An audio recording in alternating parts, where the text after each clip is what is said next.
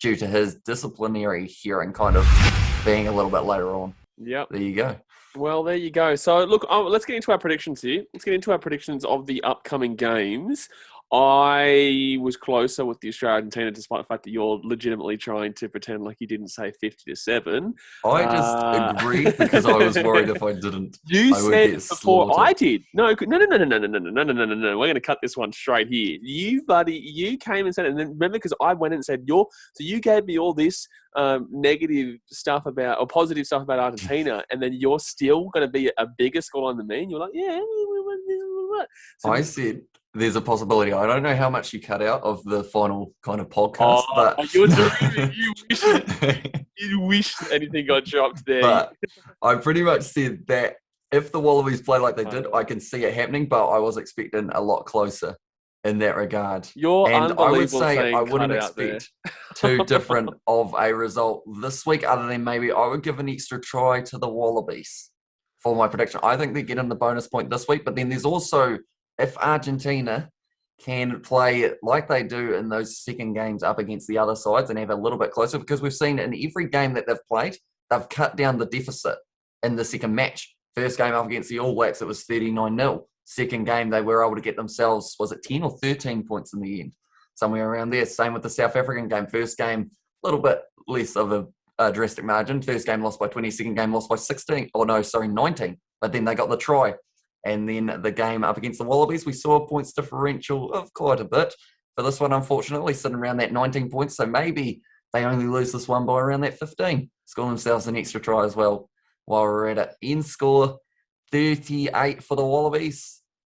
And I can't do the maths, but that would be 23 for Argentina. So that would be 22 points to Argentina.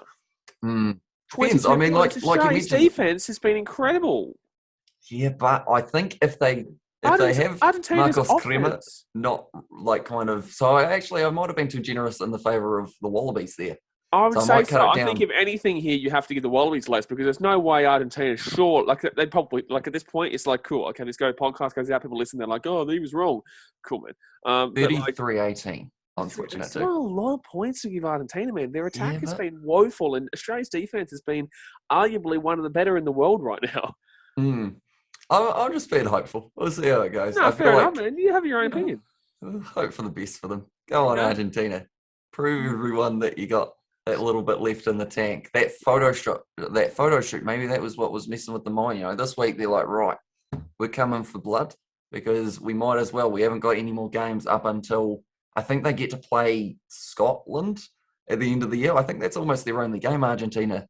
If I'm not wrong, I might research it though quickly. Scotland just jumped Argentina into 7th while Argentina went down to 8th, so that's a big game, I guess. But look, I'm going to go with Wallabies here, and I'm going to go Wallabies 35-7. I'm going to go Wallabies 35-7. Okay. I just think that there's no Connor Betty. Connor Betty has been granted to go back to Victoria to visit his family, so he won't be playing this game. That could be a big blow. You actually could. Maybe you could actually potentially include James O'Connor there, because Reece Hodge has been playing well. I personally believe Reece Hodge has been playing well. Just the thing, like, yet again, just want to clarify this. Everyone who keeps saying I don't like Reece Hodge, I like Reece Hodge. I think he is a good player in the number 15 role. I just don't want him kicking the conversions. Don't ever let that make conversions unless it's from 60 meters out. Sorry, I think, 60 feet. Now I'm talking about NFL, 60 yards. What's 50 feet? Oh, baseball. I'm talking about baseball terms there. But no, I like Reece Hodge. I thought he was good. I thought he did well in this game. He got injured though, didn't he? No, I don't believe so. I believe it was they ended up deciding to give O'Connor the run off the bench, but he did score a try in the 5th minute. He did score. What was your reaction to that one when he broke that line? That was great. Hard at Bench. It was kind of something we haven't seen from... I like Reece Hodge as a player. Well, I don't know why you're interested to hear my responses. Like, it's going to be the same as normal. I think that Hodge is a good player. I think Hodge is an underrated player. I just think that he's a terrible kicker in the clutch. It's just it's not even a think. It's a fact. He is a terrible kicker in the clutch. It is a fact, right? So I think that Hodge is great, and obviously we've got Quay Cooper in the 10. I wouldn't necessarily say no, unless you put Filippo Dangunu into the wing position there for Australia this week. Do you know, what do you think is going to happen? Do you think they could actually potentially look at putting James O'Connor into that team somehow, somewhere? Or do you think that maybe you could even potentially chuck No, you'd probably put O'Connor on the wing before you put Reece Hodge there. But I think they'd probably bring in Filippo Dongunu if he's up in Queensland. I would say, because of the fact they only gave O'Connor 23 minutes for this game, I think they're going to, once again, maybe slowly ease him in and give him that second half. But I feel like they were also talking to Andy Muirhead. I know that he's been with the squad for a long time, but hasn't had any opportunities in recent times. Because Tom Wright, he had his chance against France, and everyone he didn't have the best series, so he's still kind of out there at the moment in limbo, because Callaway's, for me, has done extremely well. Callaway's unbelievable. Jersey.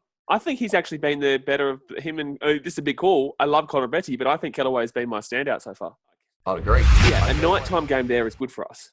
It'd still be like midday though. But we've actually kind of gone off topic here, and we've gone away from the South Africa versus New Zealand game 2 game. So I went with Australia to win 35-7, and you said Australia by 33 to 18 points. 18, I think, or something along those lines. You're crazy, mate, to give them that many points. Fun.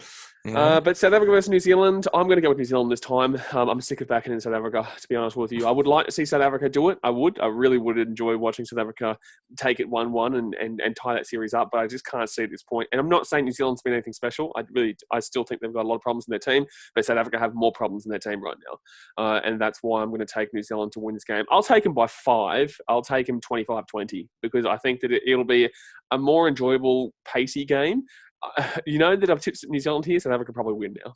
Yeah, I know. You seem to have that effect on teams. What do you mean? Regard. I've been unbelievable with my tipping recently. I've been absolutely unbelievable with my tipping recently.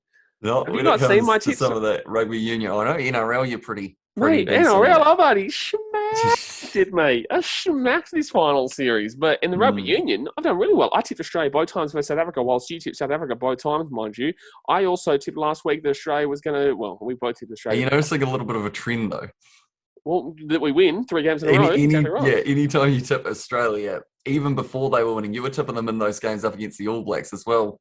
And I believe it was that second match or the third. Maybe the second or third, but I tipped the majority of them as the All Blacks. So I think I tipped the second and the third. No, maybe the third. No, the third game I tipped the Wallabies. The first and second game I didn't. The first and second game I tipped the All Blacks. The third game at Optus I didn't tip the Wallabies, and I did tip the Wallabies, and that was the only one wrong. So take that one, you buddy.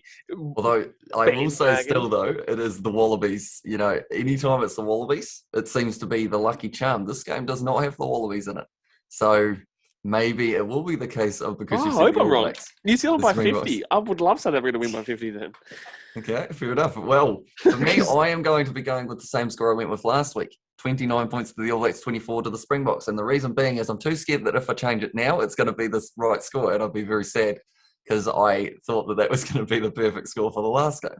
So 29 to 24. That's my prediction. I could even tell you how it's going to happen, but I won't because I feel like that's just going to dig a hole if I'm a mile off.